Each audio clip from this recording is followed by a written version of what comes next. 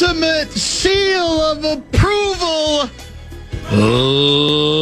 leader fan radio network. Yes! And KFAN.com. 2 minutes, 59 seconds past 3 o'clock.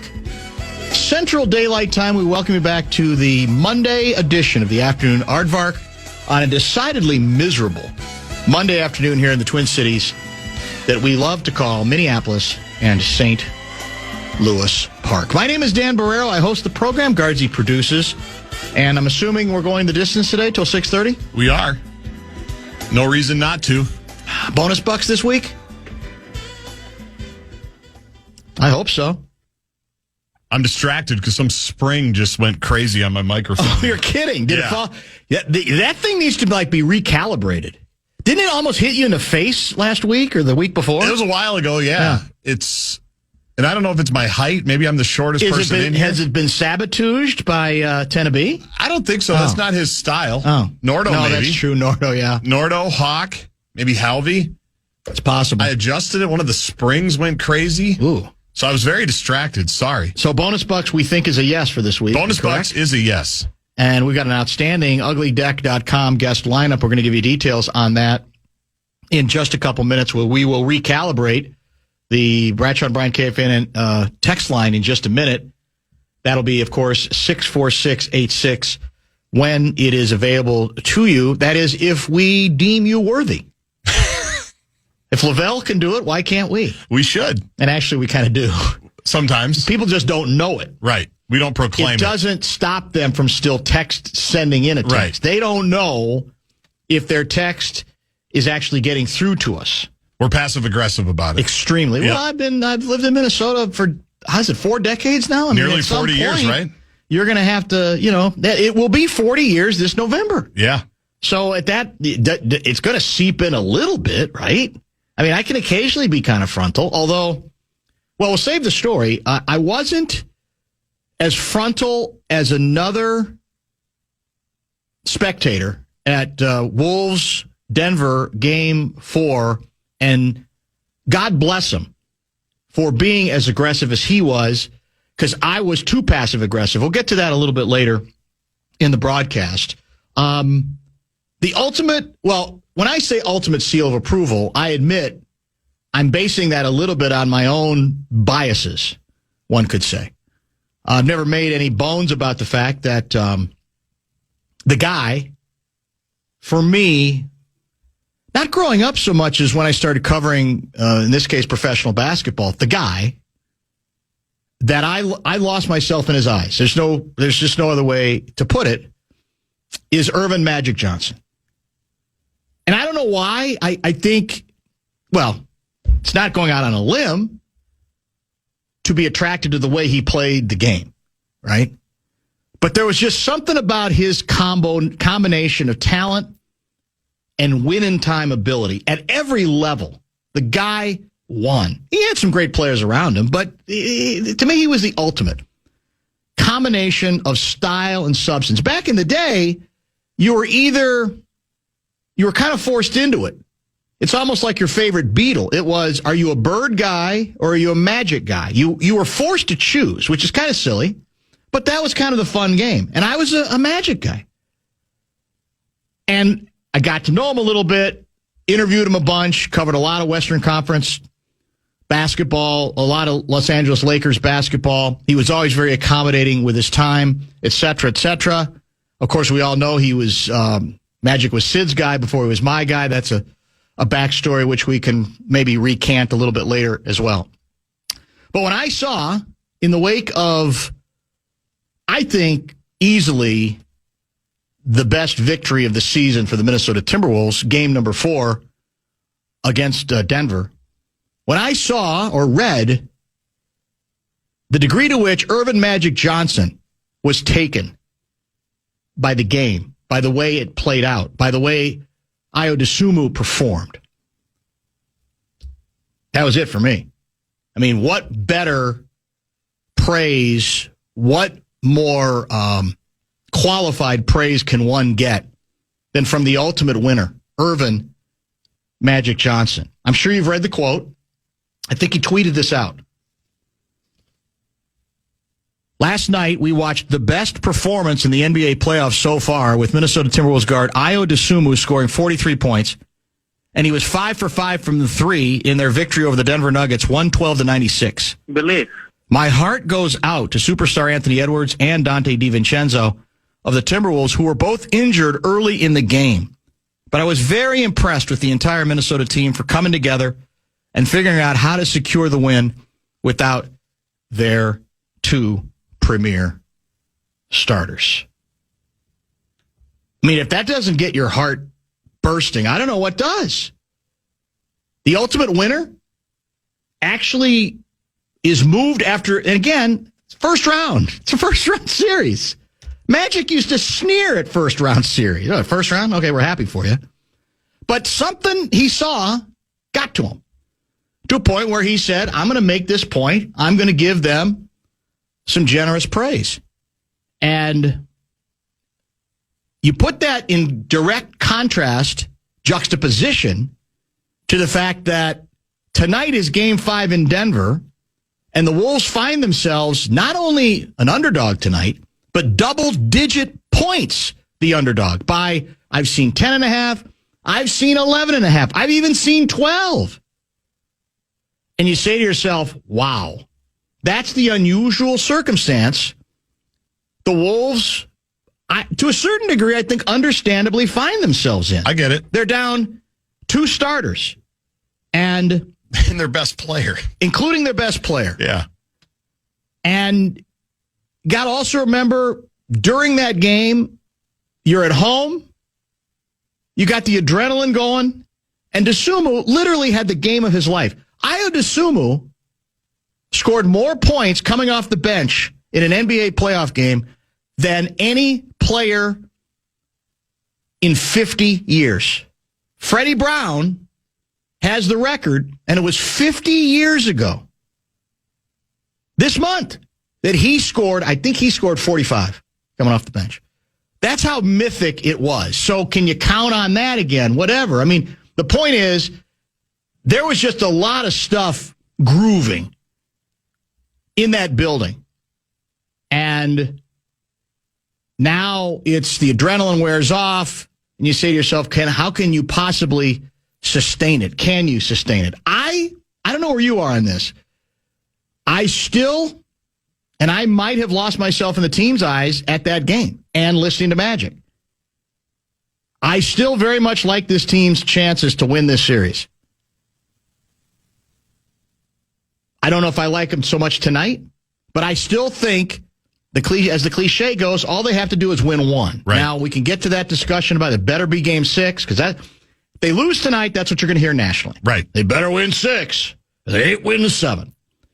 And I'm saying I don't know about that I can rule anything out at this point, not because the Wolves are unbeatable, but because a team I've always had great respect for looks diminished to me. The Denver Nuggets look diminished. And I give the Wolves some credit, and starting with Rudy Gobert, for making, and maybe Jaden, for making that happen. So I fully expect it's going to be harder for the Wolves to score tonight. Now, if Ayo scores 40 again, I'll apologize. But what I'm not convinced of necessarily is that with Edwards out of the lineup, that Denver is going to have any easier time scoring on this defense. I think this defense, even without Anthony Edwards, can be very tenacious. They have figured out how to play them. We know Rudy has figured out, at least for now, how to play what seems again to me to be a diminished 3-time MVP. So on the defensive side, I don't think there has to be much drop-off. Now, the problem again is depth. The problem is minutes. I think Dosunmu played, I think it was 43 minutes. No, it was over 40. Maybe it was 42, the last game. Mm-hmm. That's a lot of minutes in the NBA these days. There ain't many players playing over 40 minutes these days, correct? Not with Tibbs on this out of basketball. That's it, exactly. So, in any case, the Wolves, I think, should feel very good about, as hard as it is probably to feel good given the injuries, about getting that level of praise for Magic after a ball game that we spent a lot of time on it, obviously, yesterday. That was it's going to stay with people, I think, for a long, long time. More so if they can finish it off and win the series, obviously. Becomes more of a footnote, unfortunately, if they can't close the deal. But it was quite a night. And as we heard from the head coach after the game, they told me, my players, they told me, Coach, it's going to be different in the postseason. All our ups and downs, our inconsistencies, our lack of attention to detail, all that stuff, our pouting, it's going to be different in the postseason. And then, as Finchie said, Game 1 took place, and it didn't change. It didn't change at all. And he claims he said to them, he brought them in and said, "You lied to me." It's a great line. You lied to me, the coach. And it may have, I don't know if that got their attention, or maybe they would have figured it out on their own. I don't know.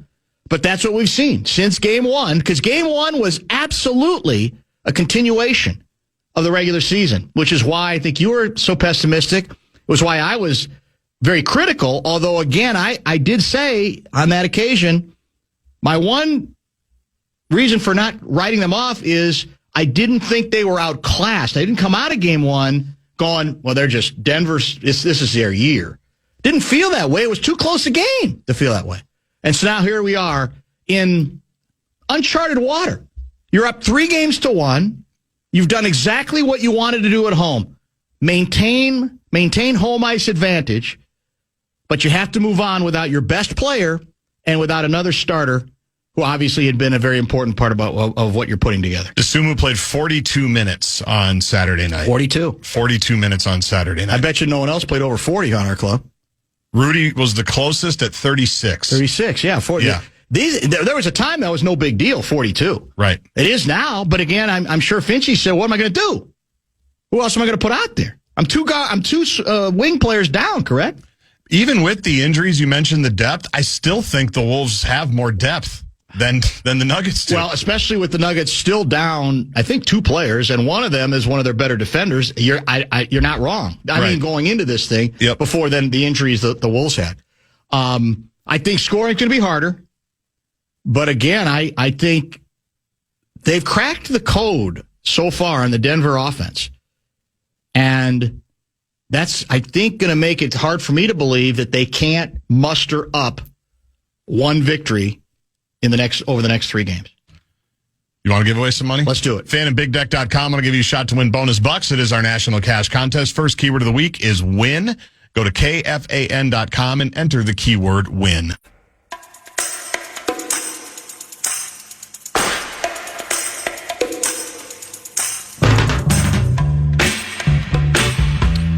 $74 minutes, 68 points for Dosunmu the last 2 games. 74 minutes, 68 points. You can do that math. That's almost a point a minute. That's absurd. Mm-hmm. Now, is it sustainable? I don't know. But he's been a lifesaver, let's be honest. They don't win the last game without his scoring touch, I don't believe. This, I hope, is the last thing I'm going to say. And even as I say it, I know it won't be, but I'll lay out the vow anyway. You'll try. Regarding the late layup from Jaden that got the ruckus going, ends up being, big fines for Joker and Randall, right? Joker got the biggest fine. His was $50,000, and I think Randall's $35,000. Correct. That's it. No suspensions that I'm aware of. Right. Nothing.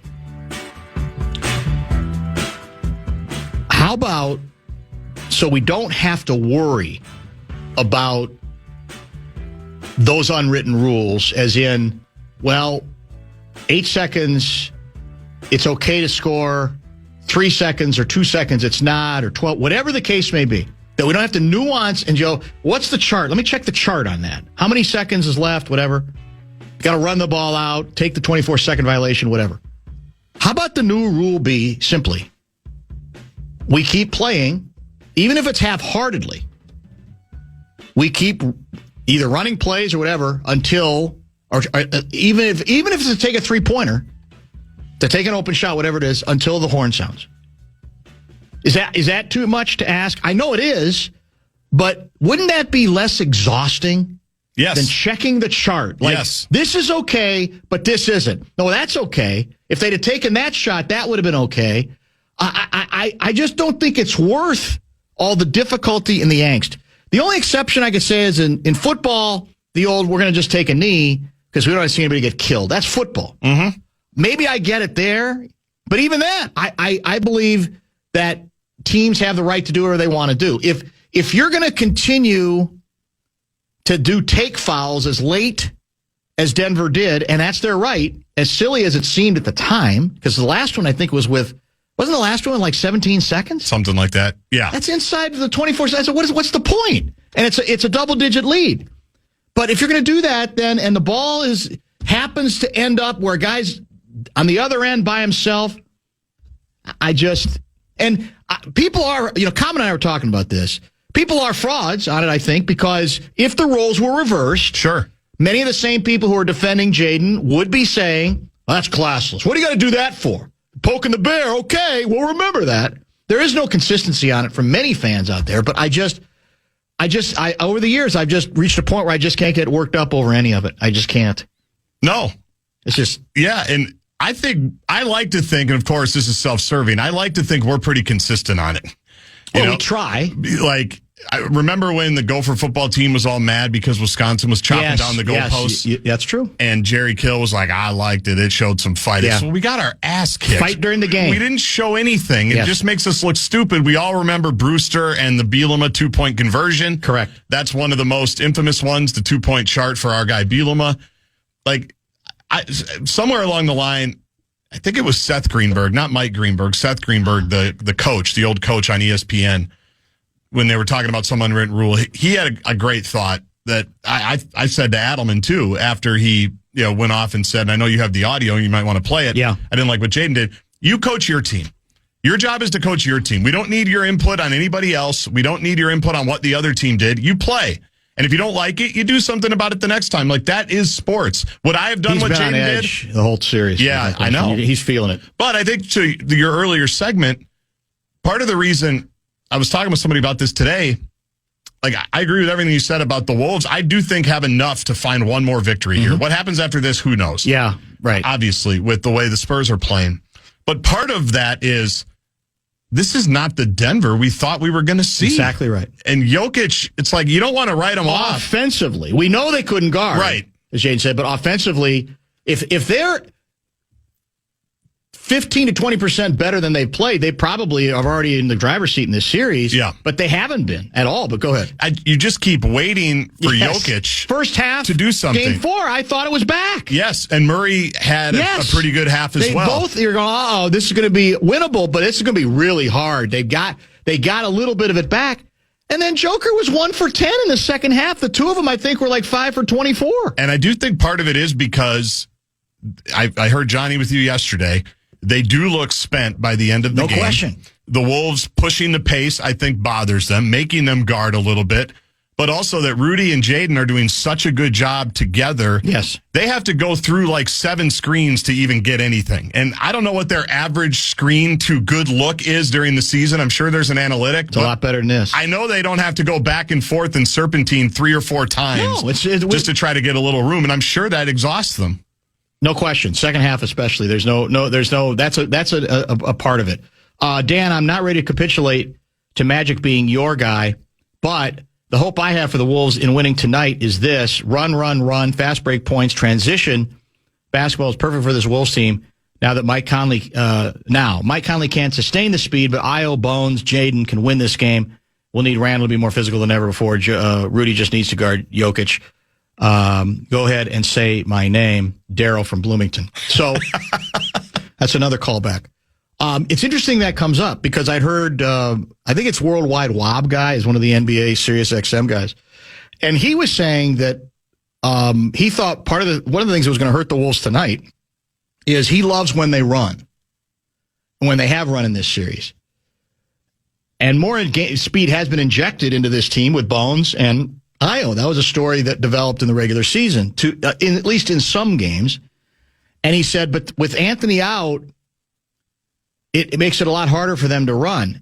And I wanted to call in to say, you're wrong. Disagree, yeah. Because you look at Anthony Edwards and you say, he should be a speed guy. Anthony Edwards has to be begged to run. He is not a guy who's particularly loved fast breaking.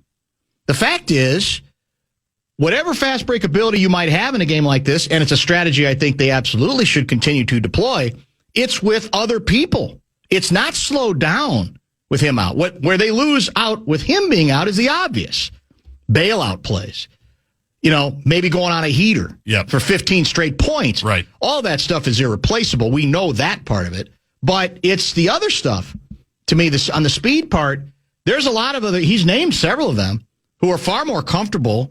I think even Shannon. That's what I was going to say. I would imagine we're going to see a much bigger role for him. He obviously had a few moments the other night. I say in this game where you have really nothing to lose, no one expects you're going to win. You have Game 6 in your back pocket. I know that's dangerous thinking. I'm not saying you try to not win tonight, but to me, it's more like we run more than we ever have before. We force the action every time down the court. Now, Julius isn't the quickest, so you got to get him to play along or the with most it. willing to go. But again, it depends on who you have out on the court at a given time, and you have enough people now with speed who I think can almost force the others to come along for the ride. And even though Mike Conley didn't go overseas to get like blood spinning age treatments, he essentially had a month off during the season and feels as good as he's felt in probably a really long time. So he's going to give you some minutes too, and he'll actually push it, even though he's the oldest one on the floor. So that absolutely should be the strategy. Dante on crutches, Joker throwing punches, Denver about to go pack their lunches, Wolves in 7. We might be screwed. Yeah, we might be. It's possible. But I have a good peace and calm about that. Because it kind of is what it is. It is. And again, I think my peace comes from the fact that Denver still hasn't proven they can score the way they're accustomed to. I think it has to get harder for the Wolves to score. And it's not like we scored 140 last game, but the team has certainly scored enough for sure. Let's stay on schedule. Let me give you the uglydeck.com guest lineup today. Alec Lewis is going to join in about a half hour, kind of a summation of draft weekend for the Vikings, and also it'll be the first chance I believe we will have chatted with him since the Grenard trade took place, which I've taken great exception to. I seem to be in the minority on this. I'm getting a lot of pushback from the texters that it was a necessary evil. I don't like the way it happened. I think the Vikings got played, and we're going to get into all of that with Alec. Russo Radio is scheduled for 5:02 today. Now, in the text that I sent out, the tweet, I should say, before the show, I didn't mention a Wolves guest. And so then I didn't mention the Wolves. And one of the respondents said, well, apparently you forgot the Wolves have a game tonight. Well, no, there was a good chance we were going to get to Wolves, and in fact, we already have. I do want to expand out slightly, though, to include the Wolves and the Wild in this next segment with a very controversial question. I'm going to try to provide several of them before this show is done. We'll get to one of those. We'll keep the text in play as well, and then prepare for, as I said, Alec Lewis at 4:02. Looking to score tickets to the biggest games and concerts in town from Santana, the Doobie Brothers, 311, Chris Stapleton, and more. Your chance to win is waiting. You can enter now at KFAN.com, keyword contests.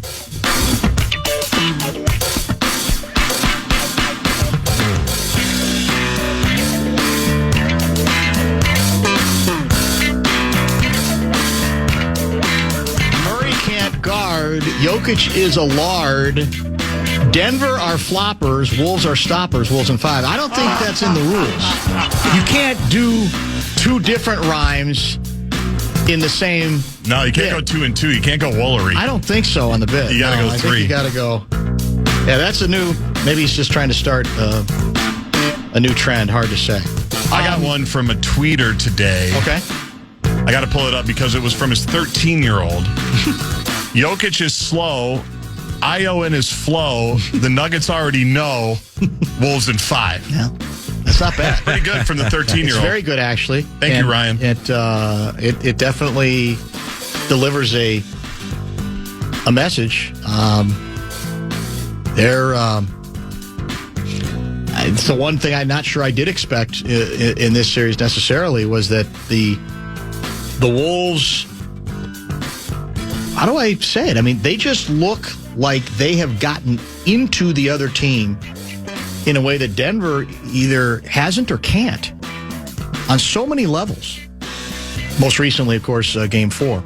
This is going to sound like a facetious question, but I kind of mean it on the basis of what continues to be said and written on this subject. The Wolves are now without Anthony Edwards, correct?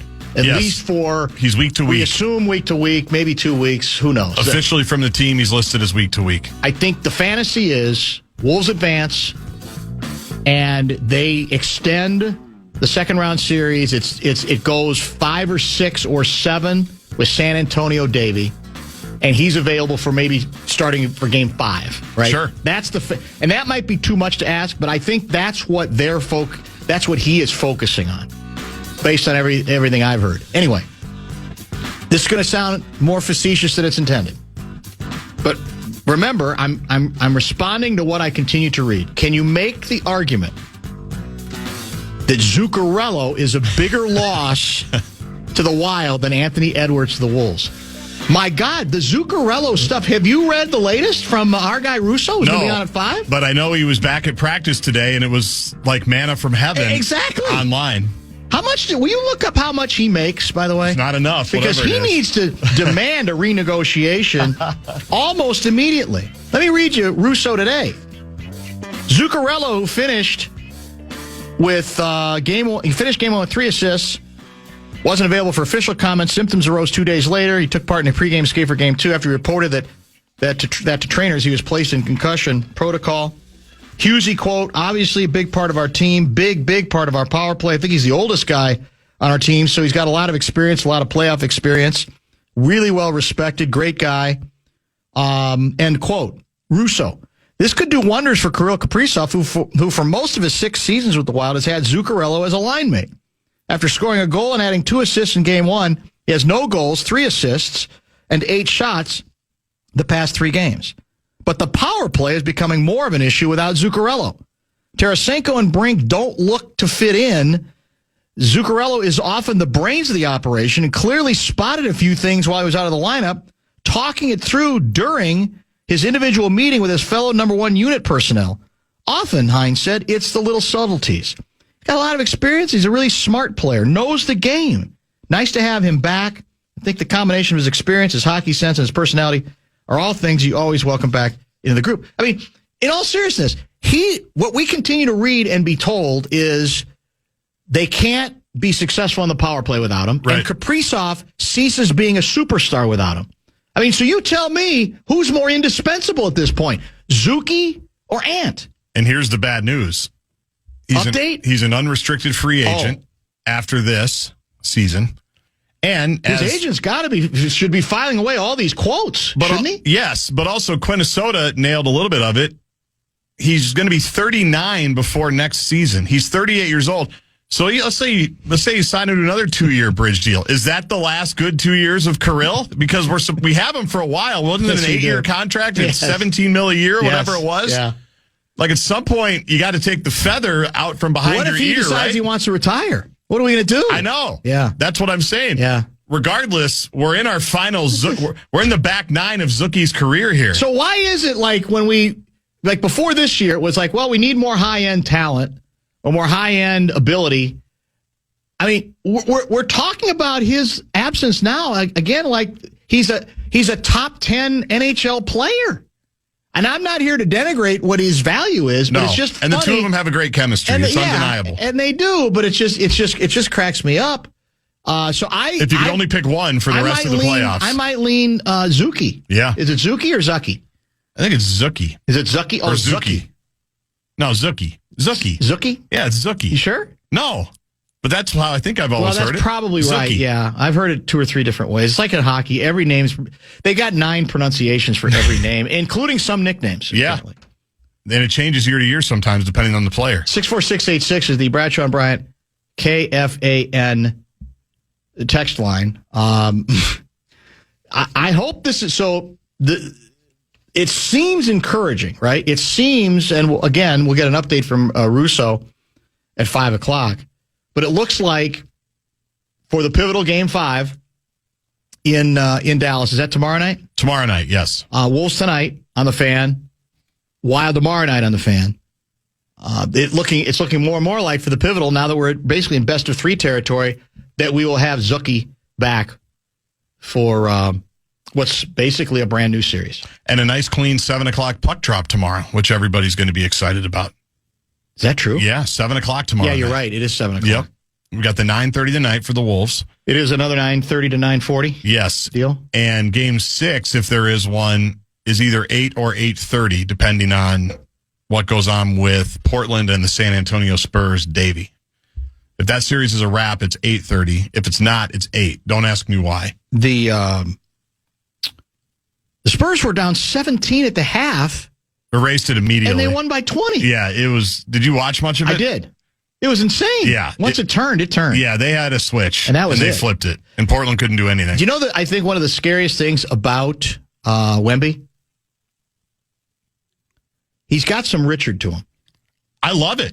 I mean in the competitive sense. Yes, he wants all the smoke. He wants it all. Yes. And I think he's got, in interviews he comes off pretty mild-mannered, but you can see it on the court. Yes. He's got that. He does not want to just be the smiling assassin. No. He wants to kill you. Yeah, he's mad at the NBA for not letting him play almost. Yes. He had to convince them to play. Yeah. He's been going after the Thunder, which I love, all season long. Right. He wants everything. He's coming to take the gold medal in the LA Olympics. Like, he's coming for all of it, which is exciting, but also terrifying if you're a fan of another team because they've only just begun with this guy. He's young and already starting to take over. Nightmare fan scenario, Game 4.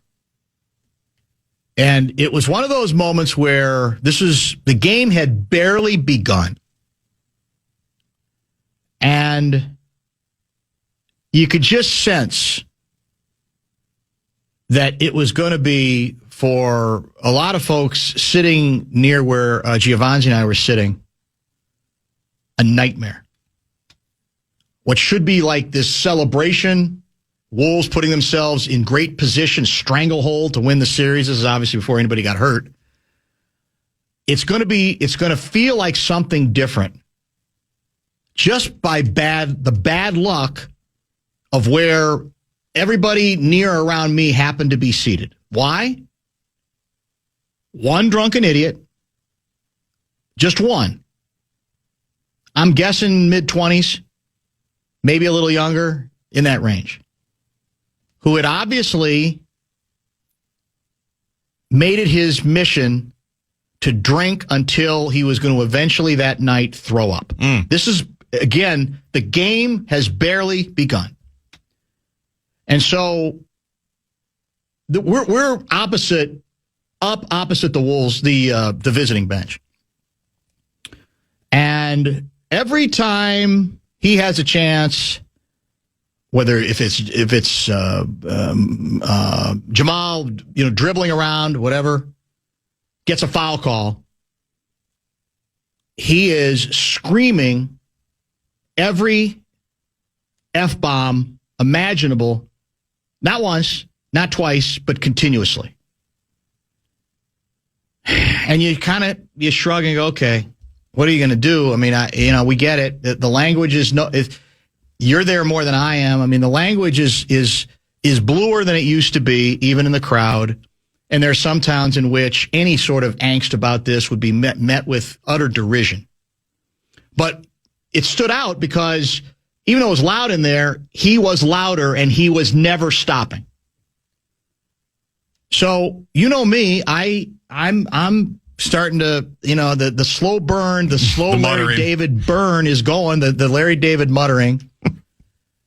And this isn't, by the way, this isn't Parker Fox, by the way, courtside that you're talking about, right? No, okay, just want to make sure. No, it is just not. want to make sure. Go ahead. So then it actually escalates from there to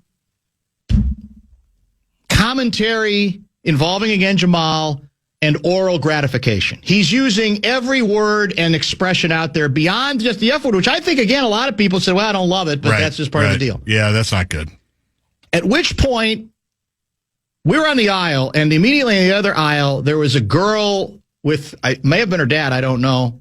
She was accompanied with an adult guy, and she, I would say, might be 13 years old, in that range.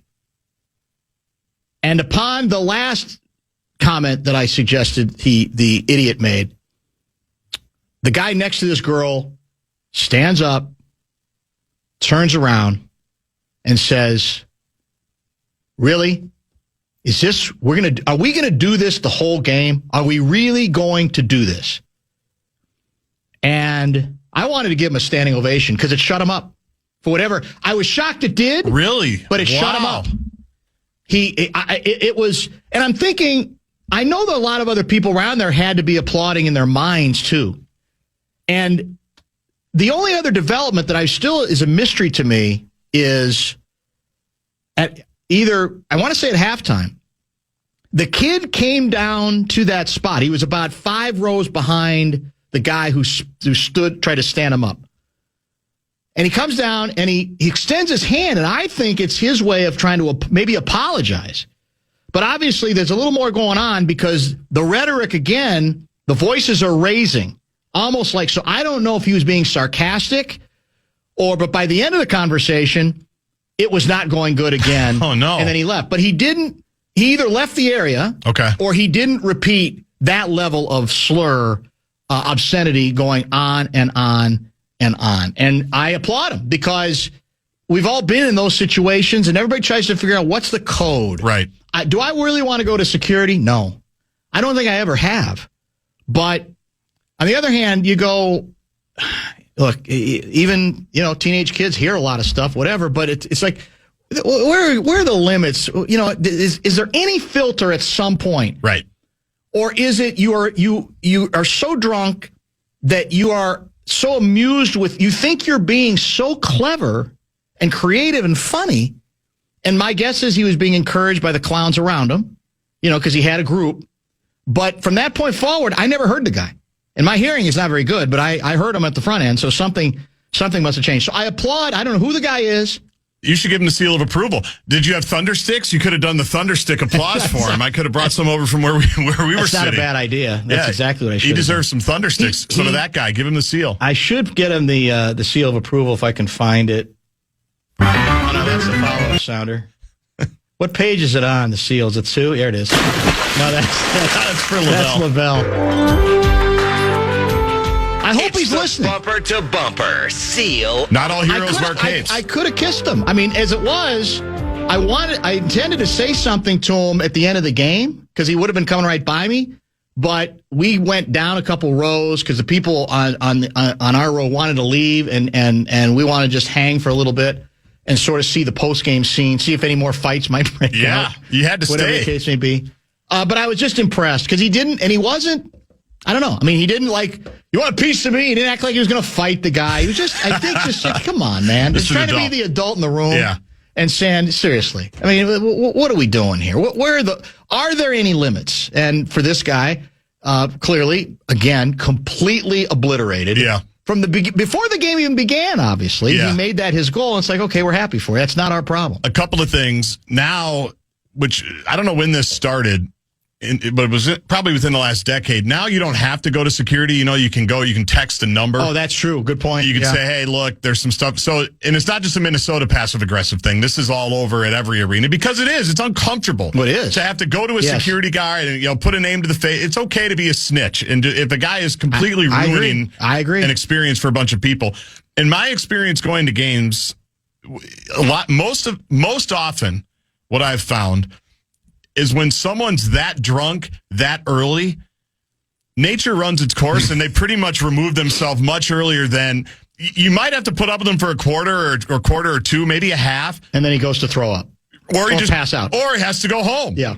Yeah. And by the way, 25 years ago, I wasn't like a person who was going to swear and scream and do all that. But when you're tailgating at a Vikings game, all of a sudden you go, it's Vikings Packers. You're I in the got to mode. go. Yeah. I've had too much to drink. Yeah. This is bad. I got to go. Yeah. Like we've all been there, or maybe not all of us. Well, not everybody, I'm afraid. But so my point is, I remember being at the Rose Bowl like 10 years ago, and someone in the first quarter was just completely obliterated. The Rose Bowl, and you're sitting there going, what? Or a Super Bowl, I remember in Tampa, a Steelers fan, completely hammered.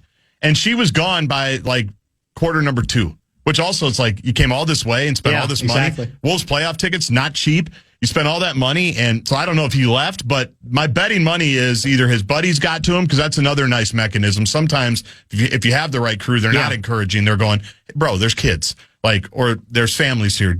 Calm down. Part of my issue about going to security was I hadn't really identified who. In other words, because I think you got to get specific there. And I'm just hearing it, and I'm turning, and I'm seeing there's like a bunch of kids that all look like they might be capable of having the voice to do it.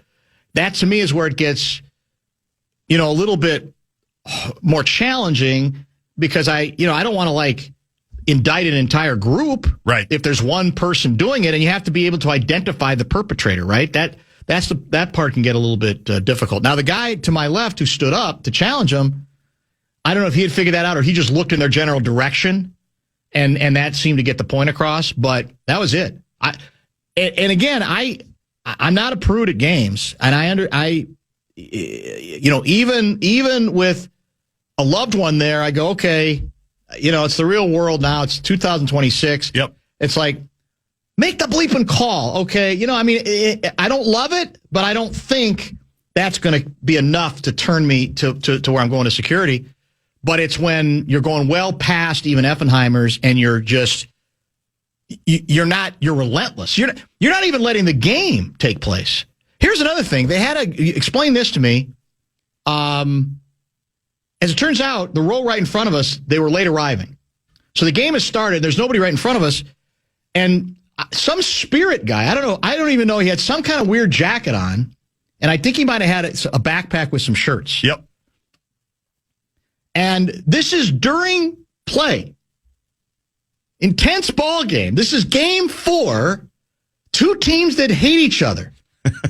Hailed as one of the great throwback rivalries that we all have been clamoring for, not just here, but nationally.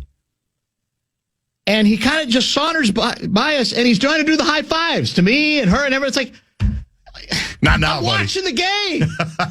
Do that during timeouts, for God's sake. I mean, I know he's got a job to do, but I would think the job would be, all right, I got to pick and choose my spots. It's a playoff game. It's a big playoff game. Presumably, some of these people came to actually watch the game, and the game is in action right now. It's not a break in the action. I don't want to make the perfect high five with you right now. I'm sorry if I was not completely committed to the high five. Now, that's my Larry David moment. The only thing that would have made that situation worse for you is if that guy tried to give you a high five and said, have you tried the Parlor Burger in section 115? It's a new concessions item. Have you seen the new plate of nachos that we got? There's barbacoa up there. David FEMA. Go check it out. That's so good. That's very, very true, Davey. A number of people saying basically what I'm describing is precisely why they don't go to games anymore. And I do think, I get it, there's an element of people who are in that camp, and I don't think, there's some people going to rip them, say, oh, calm down, life's too short, you're too finicky. For some of the stuff we're talking about, I don't blame people for saying, it takes too much out of the experience for me. So at that point, it's no longer worth it if there's not a modicum of decorum involved. Yes. However, I will say, I think you can confirm that building was electric on Saturday. It was. I don't know if I've ever heard it like that. That might be hyperbolic and prisoner of the moment, but it's right up there with any other big game. Definitely. Right? It was a different level of noise. If you're going to get that, there's going to be some people out of the 19,000 that are there that are probably going to take it over the line, right? Everybody's that's true. Frenzy for sure. It's a very small minority that we're talking about. It is. But if they are loud enough and incessant enough, they can have an impact for dozens or maybe even 100 or a couple hundred people around the area if they don't ever let up. This is from Cecil out of Maple Grove. Full disclosure, Dan, I was that inebriated before a concert at the zoo some 20 years ago before getting sober. And although I wasn't obnoxious, I puked less than 30 minutes into the show and had to be helped out as if I'd blown out my knee or my Achilles. That's what I tell you. A lot of the time, the drunkest people, it gets self-corrected. Yeah. And that's from years of watching Vikings games when I was a kid. I still remember some drunk. I won't take my kids to very many Vikings games because of that, because NFL is a different level of drunkenness by everybody. That's true. But a lot of times, the drunkest self-correct and remove themselves out by natural selection because they've just been overserved. Well, the drunk change, I think, at the mood change at the Vikings game started with Randy Moss. It did. So question. It completely changed. It turned everything. Absolutely. For better or for worse. I'm going to try real hard to get our next guest going. Alec Lewis is going to join. We'll review the weekend for the Vikings standpoint, draft choices, trade, etc. Because I don't understand at least some of what the Minnesota Vikings did at all. I don't even think it's particularly defensible. We'll see if I can get him going on that very subject. If you have questions for him, 646-86.